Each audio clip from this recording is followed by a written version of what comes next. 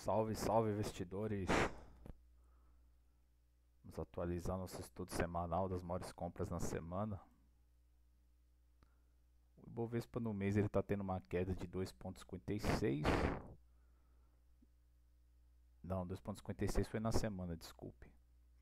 No mês, gráfico mensal, uma queda de 4,88.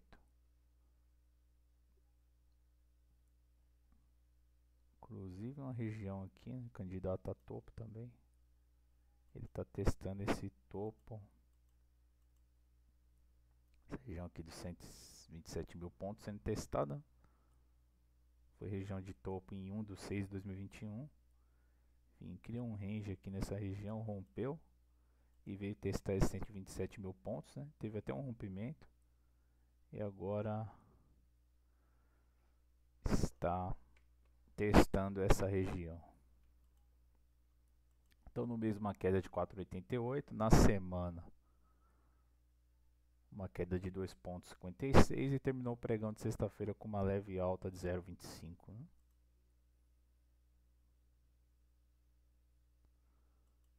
Vamos dar uma olhada nas ações que mais tiveram compra com esse mercado em queda na semana.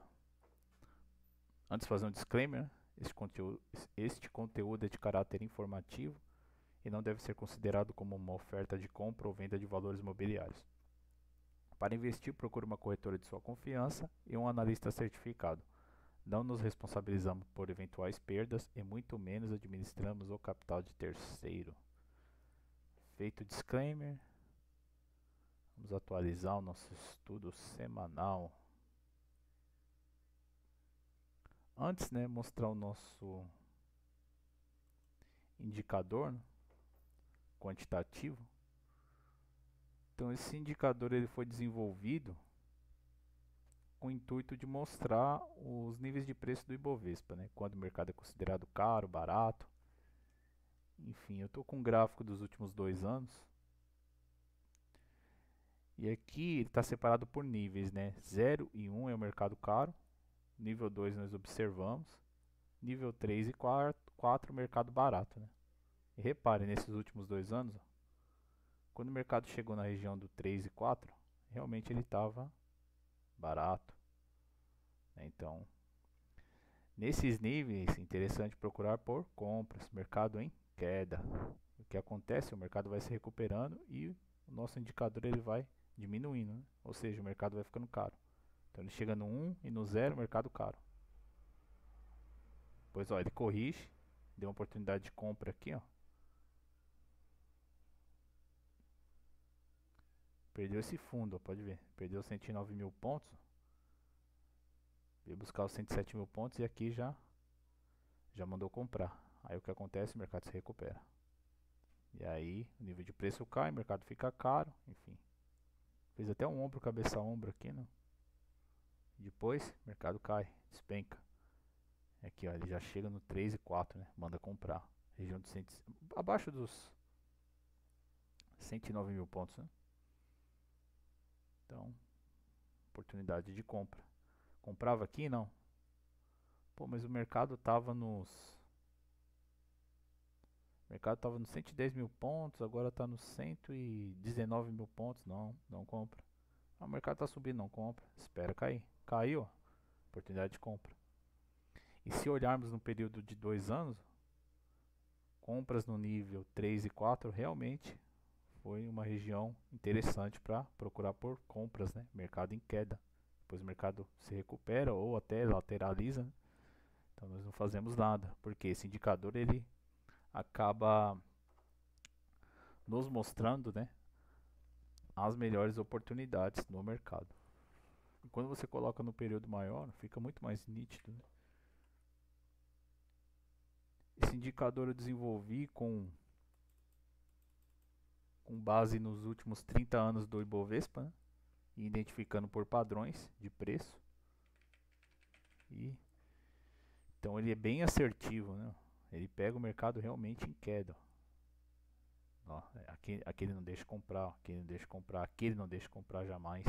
E à medida que vai caindo, ele vai ficando interessante. Inclusive nos últimos 3 anos, né, você vê um Ibovespa meio que lateral, né? Mas mesmo assim, ó, ele mandou comprar, ó, nessa região de fundo. Mandou comprar aqui, ó, nessa região de fundo. Mandou comprar aqui, ó, região de fundo. Quando tá subindo e se recuperando, jamais. Ó, ó. E eu vinha falando, o mercado tá caro. Ah, não, mas o mercado não pode subir, o mercado tá caro. O mercado não pode subir, o mercado tá caro. Ah, aqui, ó, o mercado tá caro. E agora, ó, ele tá corrigindo e chegou no nível 1, né? Então, de olho nos movimentos do preço. Inclusive, quando o mercado ganha tendência, em alguns períodos ele até não chega no nível 3 e 4, né? Quando a gente vai colocando num período maior, né? Ó, os últimos 12 anos. Então, de 2012 até 2016, o mercado estava em queda. Sai dos 66 mil pontos para os 37 mil pontos. Ninguém queria a bolsa aqui, né? Olha o indicador. 3 e 4, a maior parte do tempo. Olha o que acontece com o mercado, ele vai se recuperando. Ó, nível 3 e 4, ó, raramente acontece. Ó, por quê? Porque o mercado ganhou tendência. O que está acontecendo com esse mercado? Ele está caro. Quando ele ganha tendência, está em tendência de alta, ele fica caro, certo? Então você vê o quão eficiente é esse indicador, né? Vou deixar aqui nos últimos 2 anos, né? Embaixo eu coloquei a Selic, né? Então você vê também como que tá a taxa de juros nesse período. Dá para fazer uma análise bacana, né? E relacionar a taxa de juros também com os movimentos do Ibovespa, né? Bom, vamos dar uma olhada nas maiores compras, né? Atualizado no dia 19/1, ou seja, ontem, né? Então, maior compra do Ibovespa CPLE 6, seguido de Pecar 3, Açaí 3, Gol 4, BRFS 3, MRVE 3, Itube 4, EZTC 3, RADL 3 e BBDC 4. Dá uma olhada nos destaques. Então, destaque Pecar no CPLE 6, né? Maior compra da semana. E maior venda MGLU 3, né? Então, na semana passada tinha sido um fluxo forte na compra, né? E essa semana um fluxo forte na venda, né? Papel em queda. Vamos dar uma olhada na distribuição percentual, né, dessas compras. Então, 25% das compras concentrado em CPLE 6, 13% das compras concentrado em Pecar 3 e 9% das compras concentrado em Açaí 3, né? Então, praticamente quase metade, né, das compras concentrado nessas 3 empresas, né? Interessante, né? Alguns setores aqui considerado um setor de maior risco, né? Bov em queda na semana e ações como Pecar, Açaí, né, com fluxo de compra, né? Interessante. Dá uma olhada nas small caps. Destaque para Pecar 3, seguido de Anin 3, Gol 4, MDIA 3, MTRE 3, MRVE 3, Pose 3, EZTC 3, RECV 3 e INTB 3. Dá uma olhada nos destaques. Anin 3, Pecar 3, né? Colocaria como destaque pelo fluxo, né, de compra, porque se for colocar o destaque de rentabilidade, RECV3, uma alta de 23% na semana, porém com fluxo não tão forte assim quanto Pecar 3 e Anin 3, né? Gol 4 também interessante, ó. O papel tendo uma queda de 7% na semana e com um fluxo de compra, né? E na ponta vendedora, Soma 3, né? Maior venda e uma queda de 10% na semana. Dá uma olhada na distribuição percentual. Esse gráfico é muito bacana porque você consegue fazer uma análise do mercado em queda e quais as ações que os players acabaram comprando, né? Nesse outro gráfico você também tem uma análise em relação ao fluxo e a rentabilidade, né? Então aqui no caso de RRP3, o papel tendo uma alta de 2,50 na semana e o fluxo de venda, né? Gol 4, papel tendo uma queda de 7,63 na semana com o fluxo de compra, né? Interessante também, porque muita gente confunde, né? O mercado está subindo é porque está tendo compra, o mercado está caindo é porque está tendo venda. E aqui no caso de Gol 4, a gente percebe que não é assim. Então interessante, bem interessante. Então aqui, voltando para a distribuição percentual, então mercado em queda e as compras aqui nas small caps ficaram concentradas em Pecar 3, 17% de compra, Anin 3, 16%, Gol 4, 10% e MDIA 3, 8%. Né? Então ficou concentrado nessas 4 empresas praticamente o fluxo de compra. O EWZ na semana tendo uma queda de 3,51. Reparem, né, que os mercados, eles no geral, né, eles tiveram uma queda. Nasdaq teve a melhor performance na semana, né? Porém a maioria dos mercados ó, caindo, depois, né, se recuperando ao longo da semana. Embora alguns tenham terminado a semana em queda, né, como o caso do EWZ. Interessante. Aqui o fluxo acumulado da semana, aqui está em euro. Em inglês, né, cumulative flow é fluxo acumulado. Então aqui nós temos cerca de 61 milhões de euros, né, na ponta compradora. Né? Interessante também. Então aqui esse gráfico nós temos a performance do EWZ e também o seu fluxo. Né? E aqui a tendência da semana. Né? Então, tendência na semana ainda é de alta. Né? E no mês também com uma tendência de alta. Você consegue colocar num período menor. Tendência neutra. Num dia. Né? 15 minutos. Enfim, acaba tendo uma visão interessante também, até mais abrangente do Ibovespa, né? Dá uma olhada nas BDRs.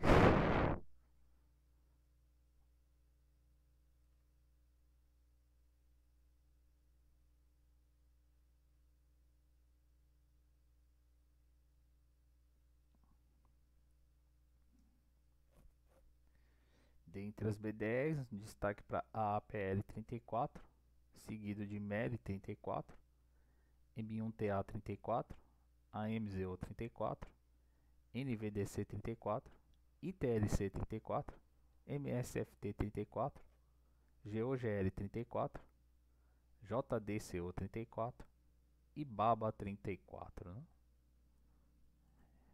Olhar os destaques aqui. Disparado, né? A APL 34, MEL 34, M1TA 34, AMZO 34 e NVDC 34, né? Colocaria essas ações como destaque, né? Se distanciando das demais, né?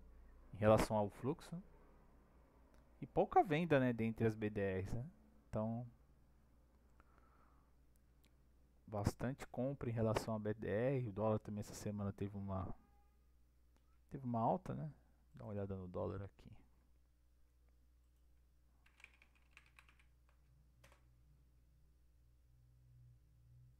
Dólar na semana em alta. Uma alta no dólar, dólar forte na semana. E o fluxo também forte nas BDRs. Dá uma olhada aqui na distribuição, né? Bovespa em queda na semana. 27% das ações na ponta compradora em AAPL 34 e 23% em MEL 34, né? 50% das compras nessas duas empresas, né? Interessante. E olha o fluxo no SP500, né? No ETF do SP500. 1 bilhão de euros na ponta compradora, né? Fluxo forte, né? O mercado americano está forte, inclusive ele está caro, né? Mesmo assim, tendo um fluxo forte, né? Na ponta compradora. Dá uma olhada nos investidores estrangeiros.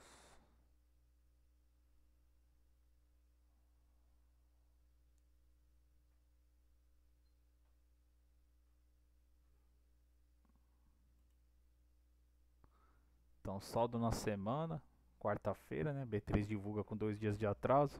Então, sexta-feira eles divulgaram com os dados de quarta-feira. E até quarta-feira o fluxo era de 59 milhões, né? Na ponta vendedora, né? Então, o mercado sai dos 2 bi de saldo para 59 milhões, né? Então, venda do estrangeiro, do Ibovespa, né? E o Ibov caindo, né? Em queda.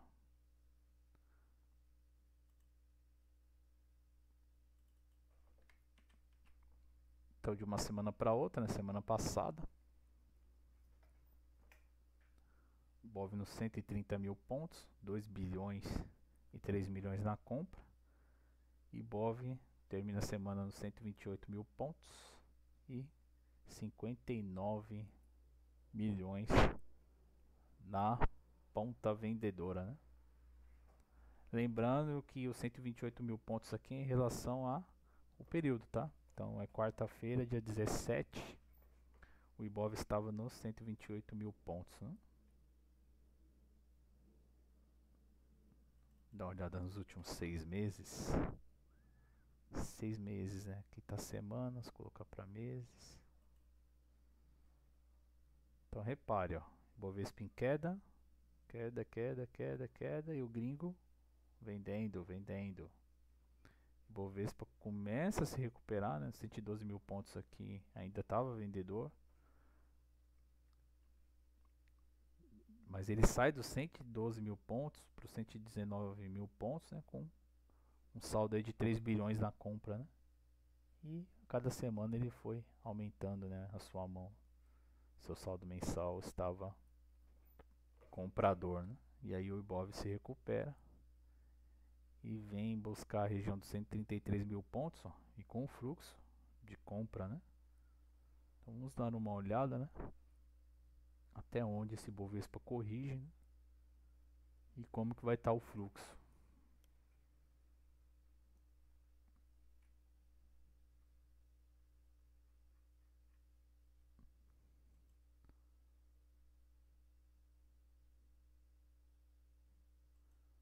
Fluxo dos setores na semana. Todos os setores com fluxo de venda, né? E também tendo uma rentabilidade negativa. E a maior venda ficou por conta do setor de e-com, né? Fluxo forte na venda. O que menos teve venda foi o setor imobiliário, né? O Imob. E aqui nesse gráfico, na semana, a gente consegue observar, né? Venda forte no setor de e-com, né? Com todos os setores na venda.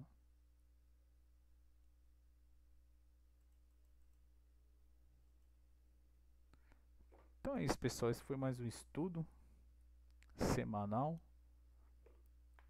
das maiores compras na Bolsa de Valores.